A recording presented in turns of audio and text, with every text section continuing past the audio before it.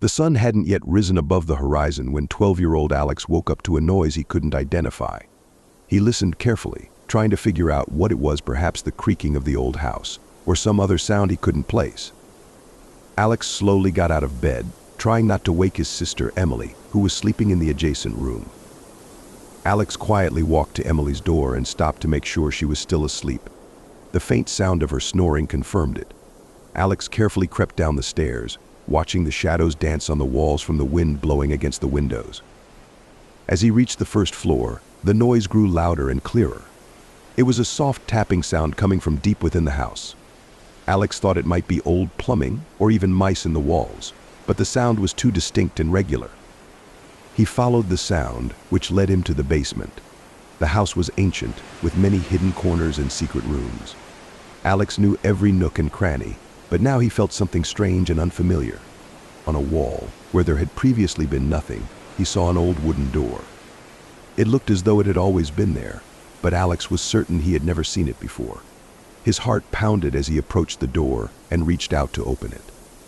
The door was cold to the touch, and when Alex turned the handle, it creaked as if it hadn't been used in a long time. Opening the door, he saw dark stairs leading down. The darkness seemed to swallow all the light that penetrated through the door. Alex felt his heart beating in his chest, but curiosity overcame his fear. He took a step forward and felt a cold draft blowing from below. Gradually, the stairs led him down, and he felt the darkness becoming thicker and heavier. Suddenly, he heard soft footsteps behind him. Turning around, Alex saw Emily, who had apparently followed him from the start. She looked scared but determined at the same time. "Alex, what is this place?" she whispered. "I don't know, Emily, but we have to find out," Alex replied, and they continued their descent. The stairs led them to a large underground room. It was dimly lit by old lanterns hanging on the walls. Scattered on the floor were old toys, dolls, and books, as if it had been a place for children but long abandoned. Alex and Emily began to explore the room. They found old photo albums with pictures they had never seen before. In some of the pictures they saw children who looked like them, but the clothing indicated the photos were taken many years ago. In one of the photos they saw their parents, but they looked much younger. Alex and Emily flipped through more photographs and began to understand that this room might hold a secret about their family. "Alex, look at this," Emily said, pointing to an old diary lying on the floor. They opened the diary and began reading entries that belonged to their grandmother. With each page they read, they became more frightened. The diary described secret experiments conducted in this house and how the basement door only appeared when something very dreadful happened. From their grandmother's entries, they learned that their grandfather had performed some occult rituals, trying to bring back deceased relatives. These rituals created the door that opened a path to the underworld, where the souls of the dead resided. Alex and Emily felt a cold fear when they realized they were not alone in the room.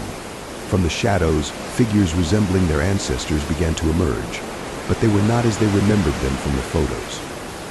These figures were distorted and terrifying. "We have to get out of here," Alex shouted, grabbing his sister's hand.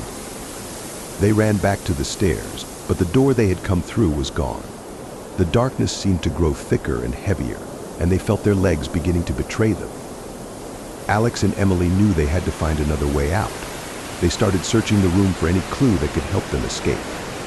Finally, they found an old key hanging on a chain from a dusty mannequin. "Maybe it's the key to another part of the house," Emily suggested. They quickly found an old door hidden behind a large bookcase. Alex inserted the key into the lock, and the door opened, revealing a passage to an even deeper underground chamber. They entered a new room that resembled a laboratory. On the tables were various potions and books with occult symbols. They realized this was where their grandfather had conducted his rituals. Alex and Emily knew that the only way to close the door to the underworld was to perform a ritual opposite to the one that had opened it. They began searching for the right book and found it among their grandfather's old records. Following the instructions for the ritual was a difficult task, but they knew it was their only hope. They chanted the incantations and arranged the symbols around the room. Suddenly, the darkness began to retreat, and the figures that had been haunting them started to disappear. Light returned to the room, and they felt the weight pressing down on them begin to lift. After completing the ritual, the basement door reappeared. Alex and Emily quickly climbed the stairs and, opening the door, returned to their house. They felt relief as they found themselves back in familiar surroundings. The house was once again quiet and peaceful, but Alex and Emily knew they would have to tell their parents everything. They understood that their family had many secrets, and they would have to deal with them. When their parents returned home, Alex and Emily told them about the basement and what they had found there. Their parents were shocked and frightened, but understood that the children were telling the truth. Alex and Emily's father decided to seal the basement door for good. They bricked it up and resolved never to speak of those events again. But Alex and Emily knew that the basement would always remain a part of their history. They decided to keep their grandmother's diary to remind themselves of what had happened and never to forget the terrifying events they had survived together.